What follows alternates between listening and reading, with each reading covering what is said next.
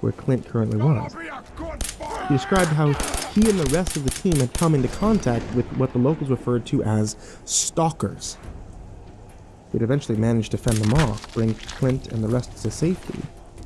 They were happy to let them stay as long as they did a fair share of work.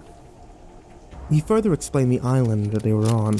As it turns out, Dusk Blue was actually one of the few places in that world that had a semblance of order and society, though most of it was still extremely hostile. They were protected settlements, a massive self-governing city-state known as Paradise X, or settlements like Pharaoh Locust could be compared to small towns in the Old West. Paradise X was more comparable to a modern-day metropolis. He went on to explain a strange trend in births on the island, in which around 1 to 1,000 children were born with enhanced levels of strength, speed, and nearly impenetrable skin. Officials from Paradise X would come around to settlements every now and then in order to recruit these children into the security force set to protect these borders. In exchange, their families would be allowed citizenship and a place to live within the city. Of course, everybody was after this.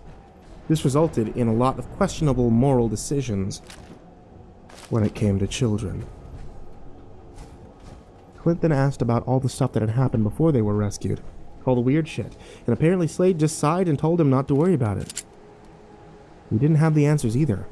That stuff's always been there, and it was better not to think about it. He told them to simply stay inside the settlement and not cause any trouble. The punishment for disorderly conduct was exile. I was still trying to wrap my head around any of this when Clint started yawning. He told me that he was tired, that we could talk about it in the morning, and I tried to get him to stay up and tell me. But his eyes were already halfway closed. I've been gone through some messed up shit, man. Just let me rest for a bit. Don't worry. I got more to tell you.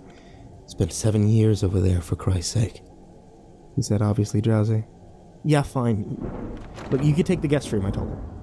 After feeding him some leftover spaghetti, I let him up there. I had to ask him one more time before he passed out, though. What about your folks? How the hell are you going to explain this to them? He paused for a second before speaking. Couldn't if I tried. They're gone, man. To be honest, the lack of emotion in his voice disturbed me a bit.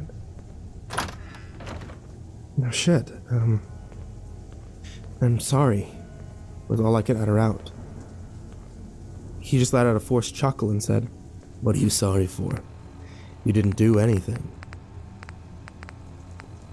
Before disappearing into the bedroom. Who's there? Let's do this. Now this is what I'm talking about. That's what I really thought about what just happened.